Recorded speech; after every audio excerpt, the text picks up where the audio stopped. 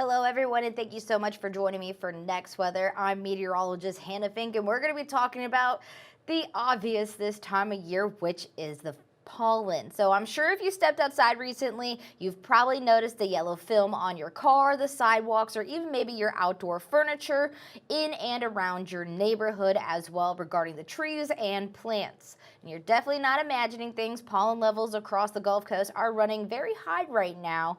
And for many people, that means itchy eyes, sneezing, congestion, and all the classic allergy symptoms.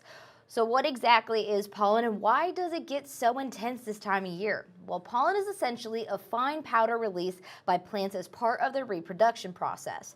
Trees, grasses, and weeds all produce pollen, but right now trees are the main culprit across southern Alabama as well as the Florida Panhandle.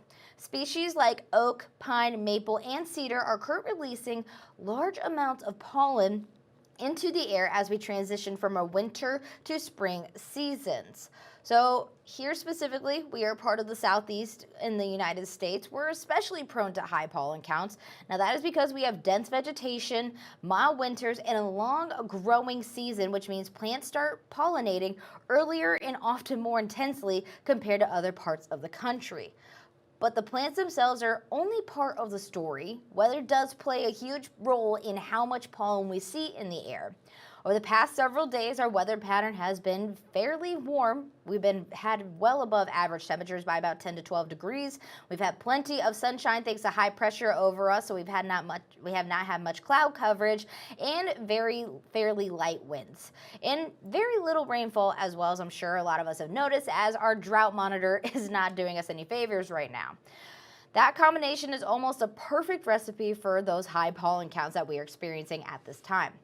Now, warm temperatures do help trees release pollen more efficiently. Sunshine boosts plants' activity as well as their growth.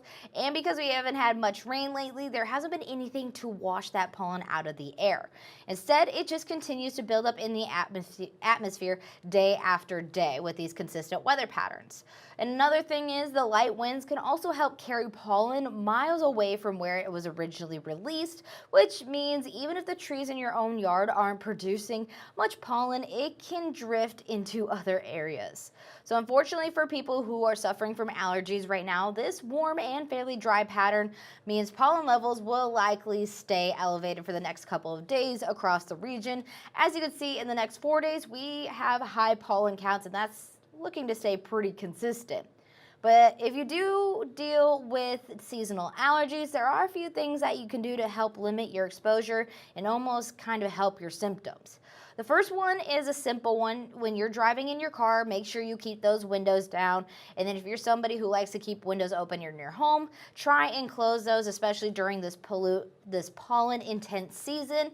And then also an air purifier in your home can help out dramatically. Now, if you're somebody who spends quite a lot of time outside, whether it's planting, it involves your career, or you're just on a walk with your friends or your furry friend as well, it will help to get out of those clothes and to shower. Now, the main reason is because pollen likes to stick to your hair and your clothing. So that's why we recommend those couple of things. Now, one thing I did want to note, the good news is the weather can also help bring relief. Now, it contributes to it, but it also can help with it. Rain is the biggest pollen cleaner.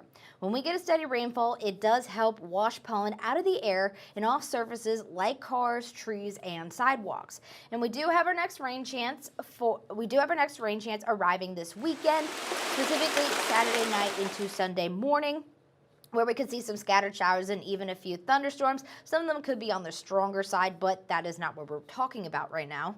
So that is expected to form across the area late Saturday into early Sunday morning. We do have a fair amount of rain chances after that, so that could help us out just a little bit. But it will probably not eliminate the pollen contents completely, but we'll take whatever relief we can. It should help knock levels down just a little bit, but more importantly, it should help wash away some of that pollen residue off of our cars, trees, sidewalks, out of anything surrounding our homes. But until then, expect to keep seeing that yellow dust showing up everywhere. We're going to continue to see high levels. Just make sure you're taking care of yourself. Zyrtec is also something that could be helpful at this time as well, but fortunately, it's just that time of year along the Gulf Coast. Thank you so much for watching Next Weather. We'll see you next time.